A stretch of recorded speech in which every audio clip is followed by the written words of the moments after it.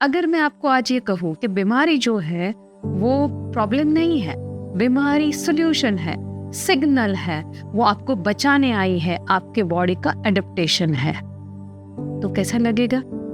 बीमारी जो है वो इमोशंस इन बायोलॉजी है, क्योंकि बीमारी जो है वो आती है हमें बचाने, क्योंकि हमारे माइंड में जो स्ट्रेस चल रहा है, जो भी इमोशंस चल रहे हैं, जो इतने सालों से हम दबा के बैठे हैं, डर, गुस्सा, दुख, शॉक, गिल्ट, जेलसी, ये सारे जो भावनाएं हैं जितने सालों से दबाई है, वो आती है हमारे शरीर में बायोलॉजी बदल के बीमारी के रूप में।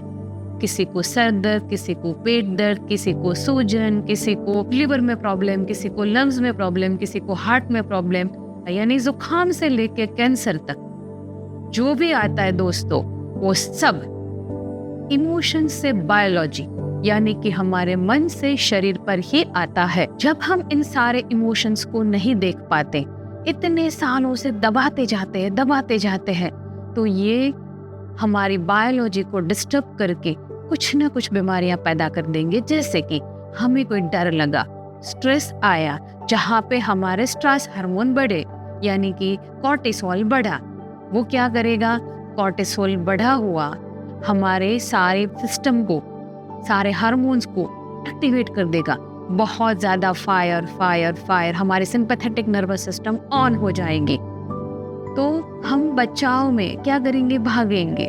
तो हमारे अंदर जो चेंजेस होगा, बायोलॉजिकल चेंजेस, वो क्या करेगा? हमें बचाएगा ना। जैसे कि पीछे शेर पड़ा है, हम क्या करेंगे? भागेंगे खुद को बचाने के लिए। तो दोस्तों, आज की तारीख में जो हमारे पीछे पड़ा हुआ शेर है वो है स्ट्रेस। किसी ना किसी प्रकार का स्ट्रेस, किसी ना किसी प्रकार की दबी हुई भावनाएं, वो हमारे पीछे पड़ी ही रहती हैं और हम भागते रहते हैं और हम बीमारियों को पैदा करते रहते हैं। जैसे स्ट्रेस बढ़ा, सिंपैथेटिक ऑन हुआ, हमारी इम्यून सिस्टम जो हमें बचाने के लिए, रियली बचाने के लिए, वो क्या होगी? वो दब जाएगी, उसका फंक्शन डिस्टर्ब हो जाएगा, तो हमें बार बार इन्फेक्शन लगेगा।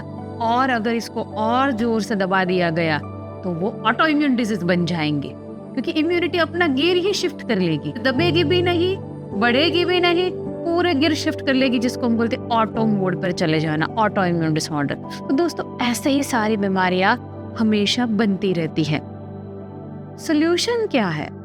सोल्यूशन है हमें खुद को एक्नॉलेज करना है, खुद के अंदर जाके देखना है कि मेरे अंदर क्या पड़ा है, क्योंकि हम इमोशंस को तो भूल जाते हैं, घटनाओं को भी भूल जाते हैं, पर ये बायोलॉजी, ये जो वंडरफुल इंटेलिजेंट बॉडी है, ये सब याद रखता है दोस्तों। तो हमें ये बोलेगा ना ऐसा कुछ नहीं है, बट ये बोलेगा हाँ ऐसा ही है।